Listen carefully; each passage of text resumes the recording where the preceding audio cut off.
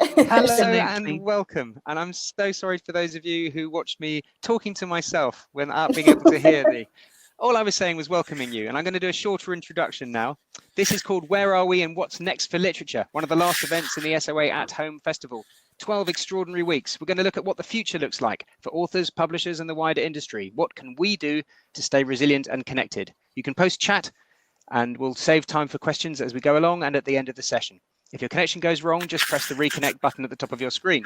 If you can afford to donate, you'll see a link at the top of the chat. It will go to the Authors Emergency Fund, which supports authors in financial difficulty due to the health crisis. And there are very many of those. Today, I'm joined wonderfully by Joanne Harris and Molly Rosenberg. Joanne is an author of 19 novels, including, of course, Chocolat, but many others, many of which I've read. Joanne, I can tell you that. 2 collections of short stories, a Doctor Who novelette, various stage musical projects, and 3 cookbooks. She is, of course, chair of the SoA's management committee and a non-executive director of ALCS, which I hope you are all members of. If you aren't, you should be. Molly Rosenberg, of course, is director of the Royal Society of Literature, where she's worked for 10 years. She's thrilled to be working towards the bicentenary, 2020 bicentenary, on a number of new programs, all showing how much literature matters, which is their strapline, of course. Molly's previously worked at the Royal Opera House and South Bank Centre and is completing a PhD at King's College London on contemporary Irish poetry. Hats off to her. I'm James McConnachie. I edit The Author, the Society's magazine. I review books for the Sunday Times, and I've written lots of books. You don't need any more about that. Let's get started. And I wanted to put a question to really Joanne and Molly, both of you, first, which is about how writers you know personally are handling lockdown and have handled it. I was very struck by publisher comments on how wonderful it was that authors are all submitting their books early because of all this wonderful free time they've got. And I wondered what you thought of that comment. Joanne. I'm slightly cynical about that comment because I don't know anybody who's found lockdown easy professionally, and for all kinds of reasons. I find that many of my colleagues are really finding it hard to work. I think partly it's financial insecurity. A lot of authors have been losing money, have had events cancelled, are doing a lot of pro bono events online with festivals and teaching and this kind of thing, but all of that takes away from the kind of attention that you need to give to work. So yeah, I mean, personally, I'm not working quite in the way that I normally would, although I think I'm lucky in a lot of ways, and I'm not affected in the way that some of them are. But yeah, I think there's a lot of real anxiety and uncertainty. I think also that one of the very difficult things for writers at the moment is that a great number of writers are working in academia and in theatres and in different jobs that have been made extremely precarious because of the health crisis. I think that particularly the way that academic institutions have had to rethink the way that the future looks for them, at the same time as completely transforming the way that examinations and student support work in a very difficult, challenging, vulnerable time for students means that the last 3 months haven't had any more writing time and actually have had less writing time for writers. I think another interesting thing on the slightly less bleak side of it, though, was sort of, as you said, Joanne, that you're reading outside of the genre that you would usually or often find yourself reading during lockdown. Some of the writers I know are trying new forms. So poet friends who are now turning their minds to non-fiction because poetry is not working for them at the moment, and sort of trying to move through blocks in the very little time that they have to explore different parts of writing, which might be an interesting development we'll see in the next few months. Yes, I think that's classic, excellent advice, really, isn't it? If when you encounter a block, is to step sideways, and that moving genres, and it may not work if you're paying work is a particular kind of book that you've been commissioned for, but at least to get the writing process moving and going, it can be very effective. I mean, I think for me, the idea that publishers seem to have still of this fantasy author who sits in a garret and produces work out of out of nothing and out of nowhere and has no second job, as you describe, an academic job or any other kind of job, or caring responsibilities. Absolutely. Joanne, you've said interesting things about that fantasy in the past, about where writing comes from, and where can we find sources of inspiration during lockdown? Well, I think we can find them wherever we found them before, but I think certainly with people like me who tend to see human stimulus as a primary source of inspiration, it can be a little challenging to be locked down either on your own or just with one or two other people. And I think the internet helps a lot in terms of enabling communication and helping that. But yes, I have encountered people who have had reader's block and who are dealing with it in various ways. And yeah, I would say if you do feel that, and to a certain extent I do, I think reading non-fiction instead of fiction, reading genre instead of literary novels, reading graphic novels, consuming reading in different ways, that can be very helpful. But yes, this trope we have of the struggling artist in his garret, and it always is a he, who for some reason doesn't need money or anybody to do the dishes or anything like that, and who just creates art for art's sake and nothing stops him. I think it's a bit of a dangerous trope for the ones of us who are here wanting to make a living and wanting to be recognised for what we do. It can be tough. And I think it's also important to note that during lockdown, people are finding themselves working from home if they are living with anybody else, those people working from home as well. So if you have a roommate or a partner or children, there are different demands on the spaces that you're sharing. And the idea, this fantasy writer who has their garret completely to themselves, a Virginia Woolf with a room of her own, it is just not the reality for so many people. Yes, I can speak to that myself. My wife and I are both supposed to be writing books at the moment, but we're also supposed to be homeschooling children.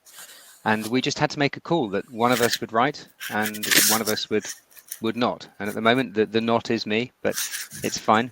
I'll pause and come back. But I think, Joanne, you're so right to pick up on the really the sexist idea of what an author is, because so many of the responsibilities that you've mentioned have traditionally fallen upon women, and the idea of being free from all of this, being able to escape the external world, does seem to me like a traditionally masculine privilege. Yes, I think it still is in some ways. I mean, we've been having fun on Twitter in the last few days about whether women novelists existed before J.K. Rowling, and I think we agreed that there were a few. But there's still this idea that, women do this because they have the time. And when they don't have the time, when other things, more important things like caring and looking after children and cooking and housework step up, then we are expected to give up the writing because it's not as important as if it had been a man writing.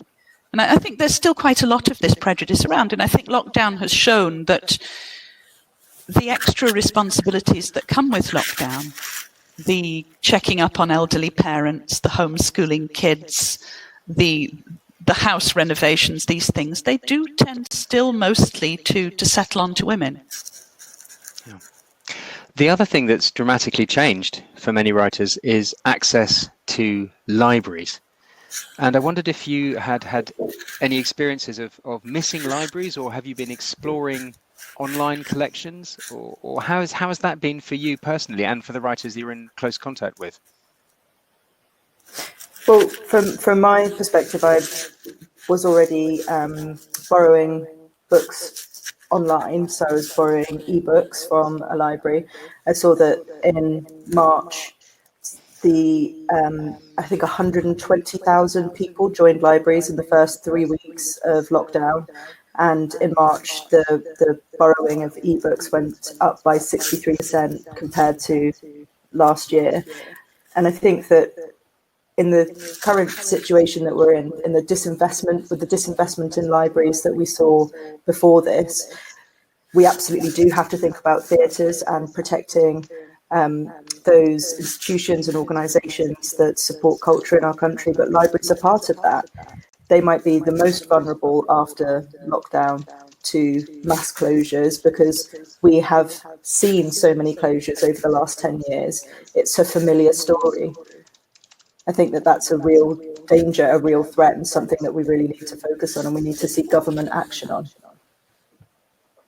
Yes, well, because I'm in Yorkshire, I've already seen most of the libraries around me close. My local library has been shut in spite of tremendous efforts to keep it open. We're getting the same with the theatres, the museums, all the arts venues. There's been a sort of garage sale of everything of value in the north, and everything that could be sent down south has been. And, you know, we saw this some years earlier, but it's certainly getting worse now. And I think we need to really properly put our feet down and go, we need these things. I'm constantly battling the idea that London is the only place with culture, and the only place where culture is needed. It's not. Culture shouldn't be this kind of expensive elitist thing. It's a major public resource, and libraries and theatres and museums are generally acceptable and accessible to people. Yeah. It's only in London that financially not everybody can afford them. Mm. It's so true in Hampshire, where our library service is under attack. Big cuts, library closures, where we've lost the Nuffield Arts Theatre in Southampton, which is already struggling, despite having a wonderful new building, or perhaps because of having a wonderful new building. I don't know the ins and outs of the finances, but finally this very last minute, felt like the government had to be kicked to produce funding for theatres. It was an afterthought. Where had the forethought been? We know the theatres are closed. We know they're losing revenue. We know they need full houses. And it's this idea that the arts are a luxury. Ministers coming out and saying, well, some kinds of businesses just aren't viable anymore, and they just have to accept that. And I wonder if we accept a world without theatre. I don't think they realise. I don't think they realise how much of our economy is generated by the arts. It's a multi-billion pound generating economy. It's not just a luxury. It's not just something for a kind of elite. We have been consuming art massively throughout this lockdown period. Where do these people think it's come from?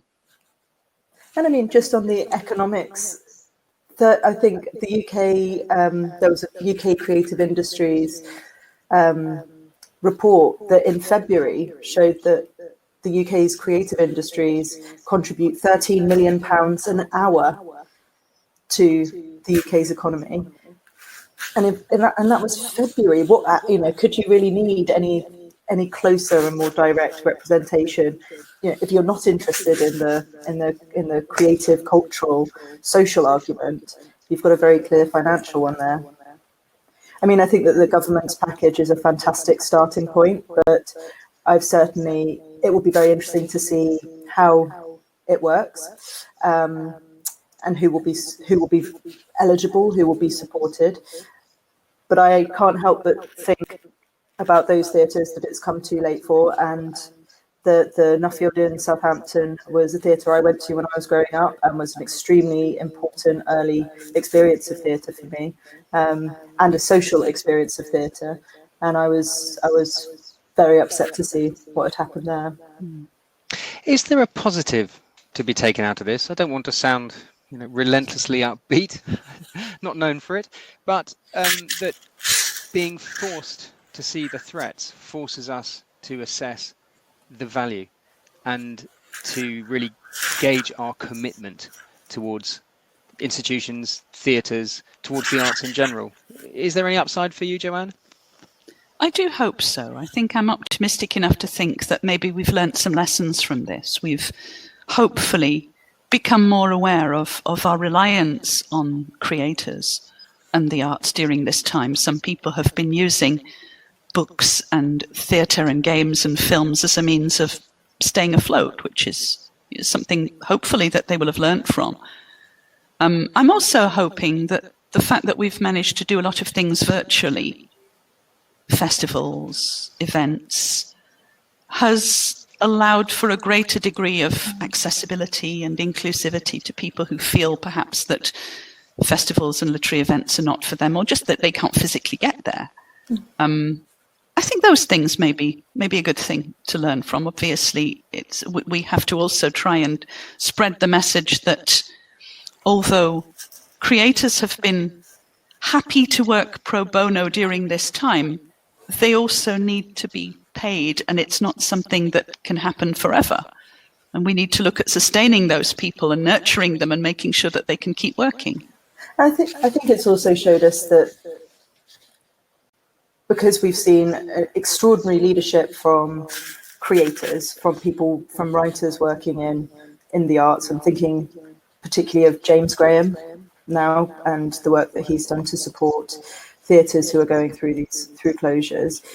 It's made us realise that there needs to be structural change to the people informing policy making. So the RSL was thrilled to be part of a letter with ALCS and with the Society of Authors, Equity, the Writers Guild of Great Britain, Musicians Union, to push DCMS to put in place a creators council for the UK, so that creators' interests are represented at a policy making level, and that, you know, while Twitter is a fantastic tool, it shouldn't be only that creators are on an individual basis being forced to sort of push for this stuff. It should be happening from the beginning, and we shouldn't be waiting until theatres are closing down in any future situation where that were happening. And we're obviously going to see a lot more of that over the next year or so. But it needs to be at the sort of very root of the decision making. Yes, I think I so agree. I mean, the Society of Authors does so much, the RSL does so much, ALCS does so much, but very often I think when government thinks of the creative industries, they think books, they think publishers. They speak to the Publishers Association. I mean, the SoA and ALCS, RSL have really pushed their way into that space with increasing success, I think. But there still is a reflex. I think that, you know, you talk to the giant publishing conglomerates because that's where the money is, and the creatives somehow just feed into that. They're not directly shoved under the noses of government ministers as often as we would want to be. I'm just going to pick up a couple of comments. We've got some fantastic in the chat. Alina Azadeh has reminded us of Angela Davis's point that art is a necessity. Artists are our lifeline, they are our hope. They allow us to feel what we do not yet know, not a luxury. Caroline Brothers says, yet culture doesn't even have a ministry in this country. Quite right. Has to share it with sport. One shudders. And Mata Haggis congratulates you, Joanne, especially for mentioning the gaming industry, which of course is a massive contributor to the British economy and employs many, many writers, as he points out, and that culture and the arts adds more money to the economy than fishing. We haven't heard so much about that. I just wanted to take you back to one point, though, Joanne, about online festivals and how the growth of those has shown what so much is possible. And you mentioned that we'll have to wean ourselves off pro bono. But even if we can make those pay, and we make people pay for online festivals such as this one, is there not a risk that paper pounds become digital pence? That, you know, people will pay. You know, we've fought so hard to get writers paid properly for attending festivals with some success, especially led by the Society of Authors. And yet there are so many that don't pay at all. And will they pay even the modest, you know, fees that we're getting if you appear on your house via a Zoom link? This is kind of what I'm worried about, because obviously you're not getting quite as much for your money with a virtual experience as you might with a physical experience. And it's pretty fair that the price should reflect that. It's also fair that we should look at this lockdown period and this pandemic as a crisis where things don't quite run in the way we would normally expect them to.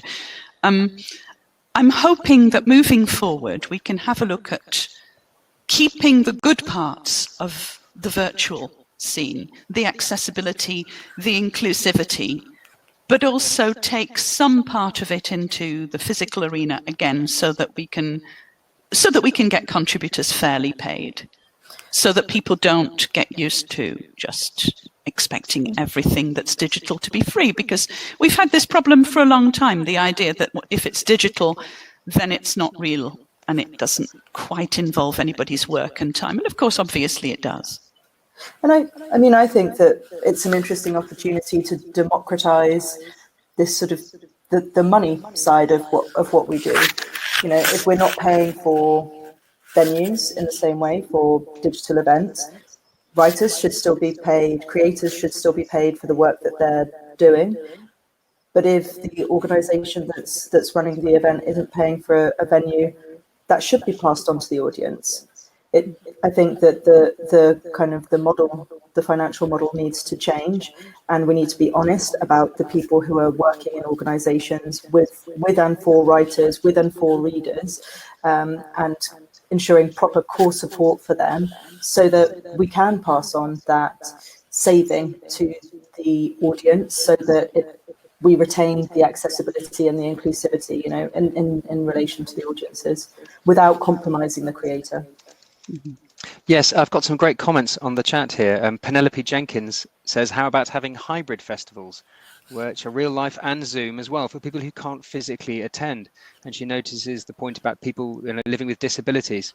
As you say, Molly, being able to open things up, distance, various other kind of access problems.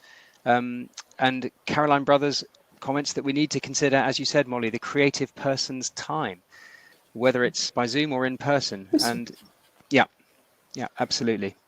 No, that's a great idea. I think it would be a great idea for all physical festivals in future to have a kind of virtual fringe that allow people who wouldn't be able to make it to actually access the material without necessarily having to pay as much as the people who have bought tickets to be physically there. And I think what this has all showed us is what's possible.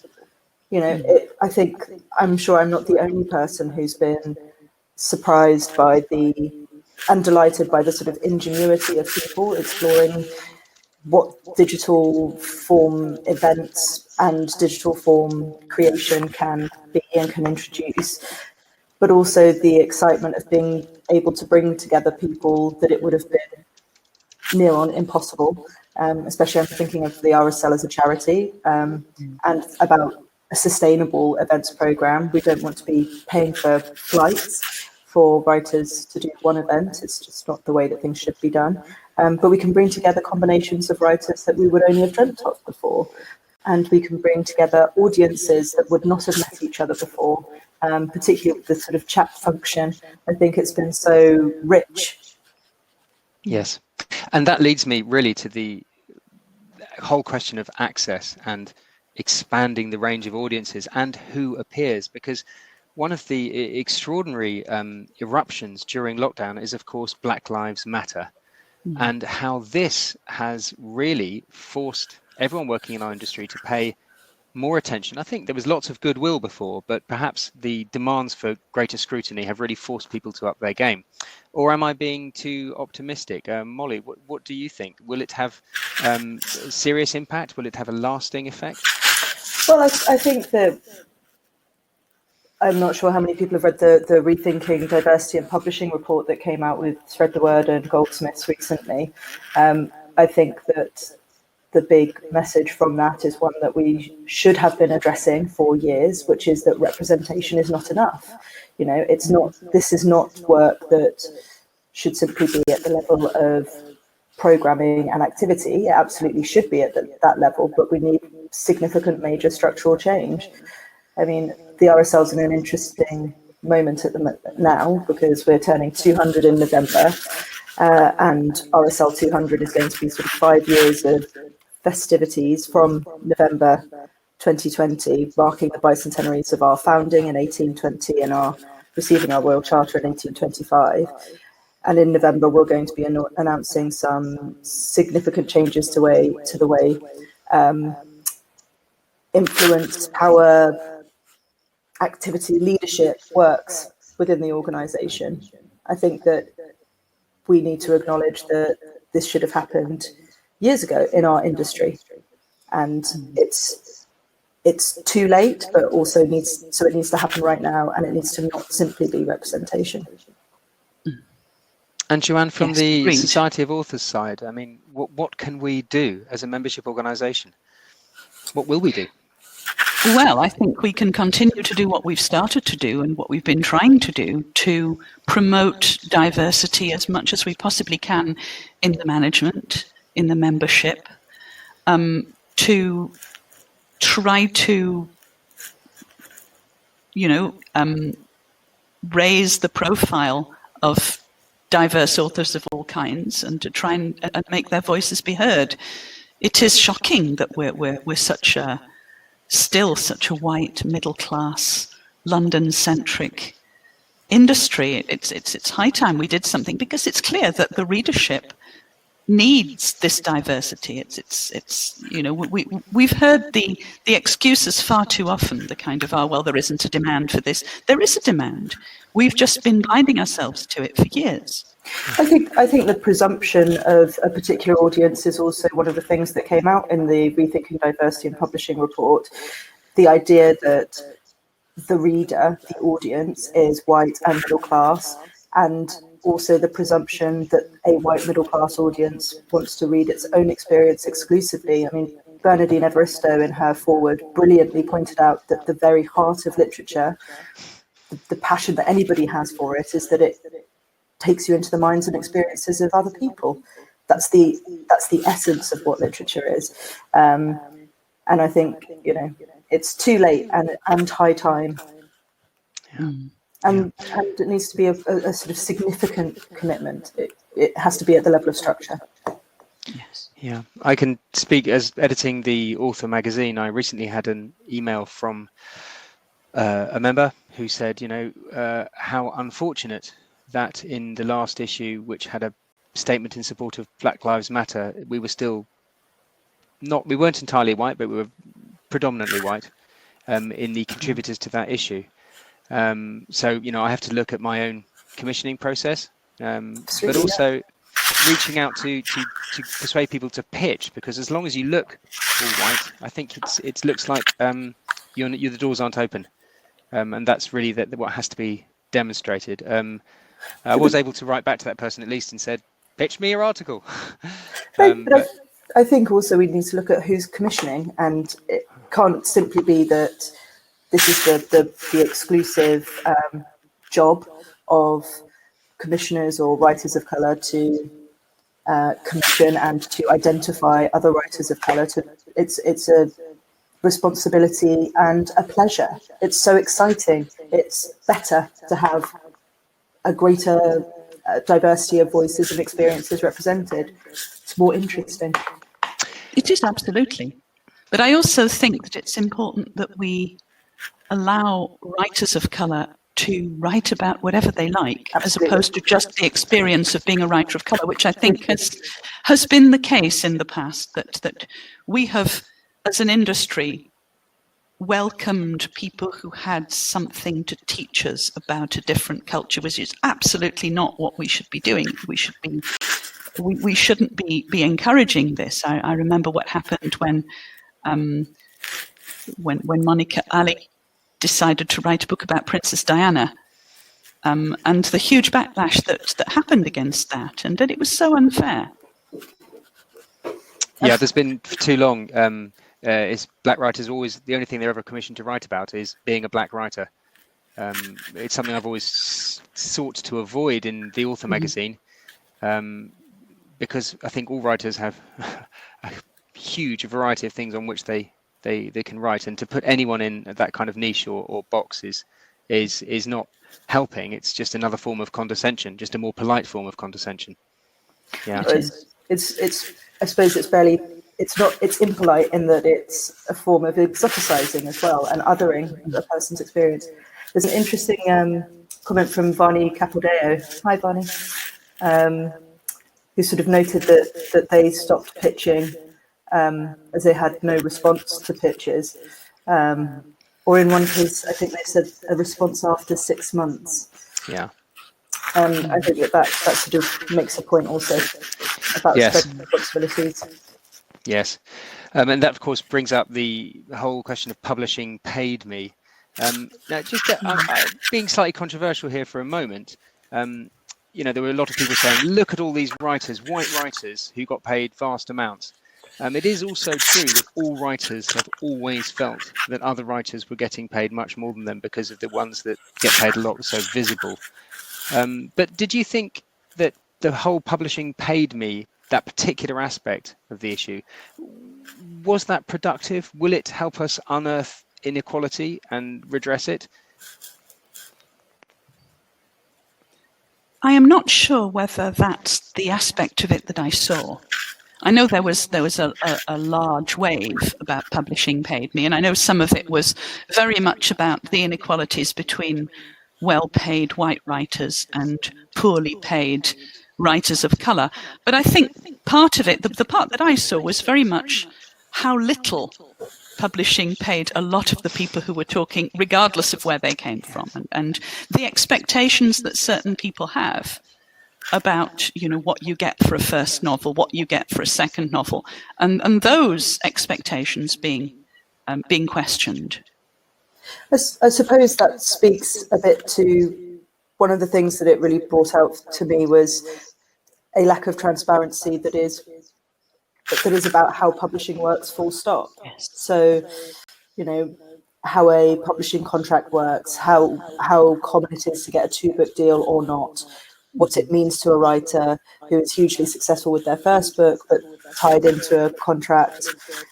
You know, it's making me think of Scottie Pippen and the Chicago Bulls and a similar thing, but I think it's that lack of transparency that is really problematic.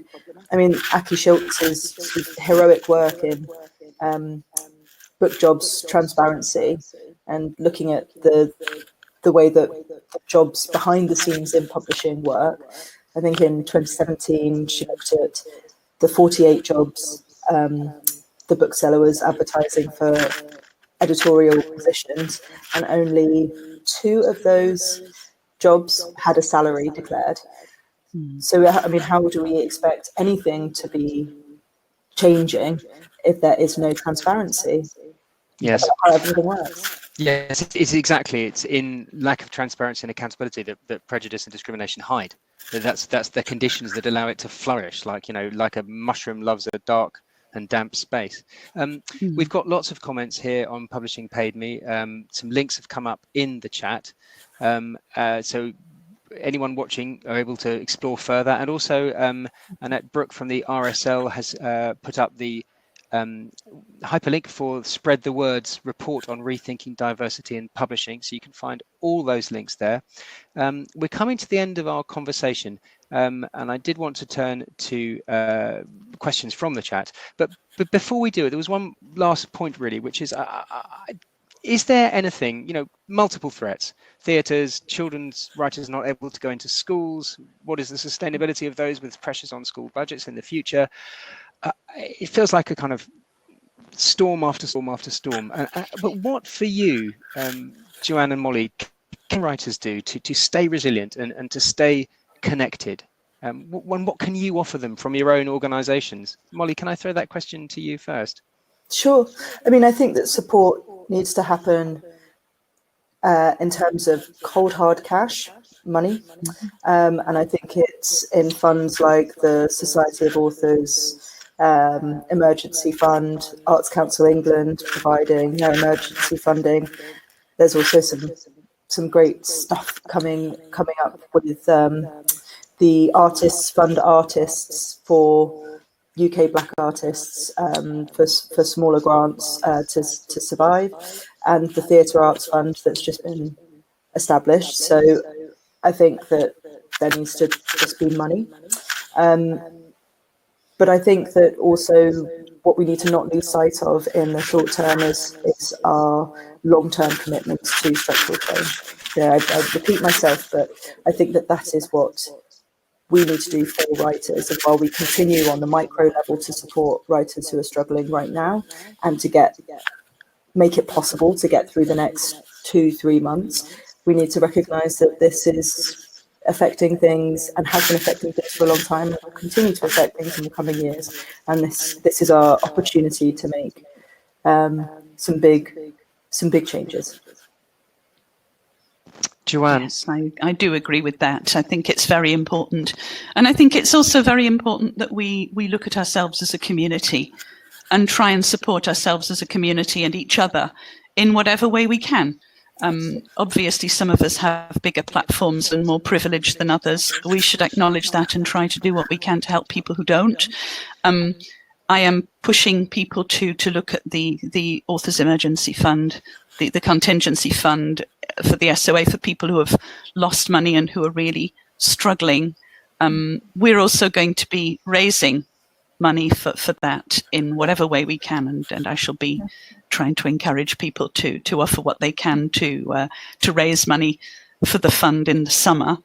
And just also think about the people coming after us. I'm constantly banging on about Twitter about things like not taking that unpaid gig because the person after you will find it much, much harder to ask to be paid. And you're just being aware of the fact that what we get affects what other people get.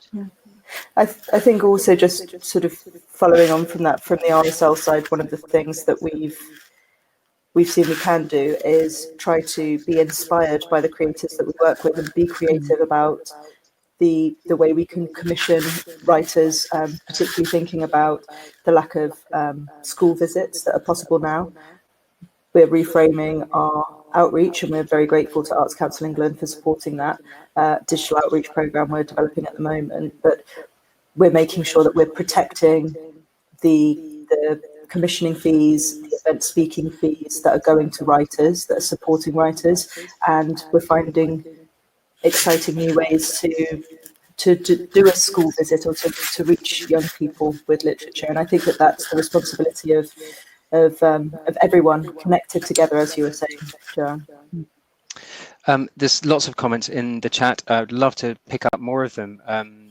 Jeff Tansey asking if the SoA should be publishing details for members on what advances and royalties other people get in the way that the NUJ have done for freelance work. Annette Brooke again has got the link there for Artists Fund Artists, including and black artists who need an up to £500 grant in August can apply. William Rosenberg says, very nice of you, that events like this one are supportive and greatly valued in this changed world in which we can only meet virtually. And certainly it is for me. It's wonderful to be in the same virtual room as you, Molly, Joanne, and all of you attending that can hear me and whose comments I can see in the corner. That does bring me to an end. Only going to say another apology for the problems we had with audio at the beginning. And also just to thank Joanne and Molly for such an insightful conversation, and thank you to everyone who joined us this afternoon. It's the last week of the SoA Home Festival. Tomorrow there's an interactive session with Society of Authors staff answering membership queries. And Thursday's final afternoon tea is with Joanna Trollope. Still places left, but not many, so book them at the Society of Authors events page on the website. The link is in the chat, it will come.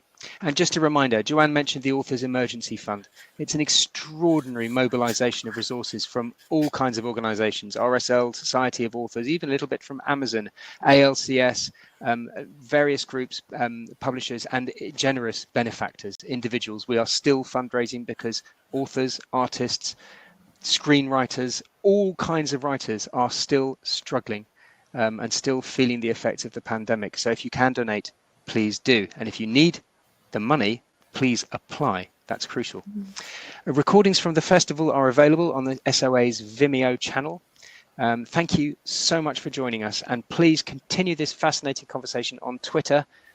The festival hashtag is #SoA@home. Thank you all, and I wish you a very good Tuesday afternoon. Thank you, Joanne. Thank you, Molly. Thank you very much. Thank you. Thank you, everybody. Lovely to be here.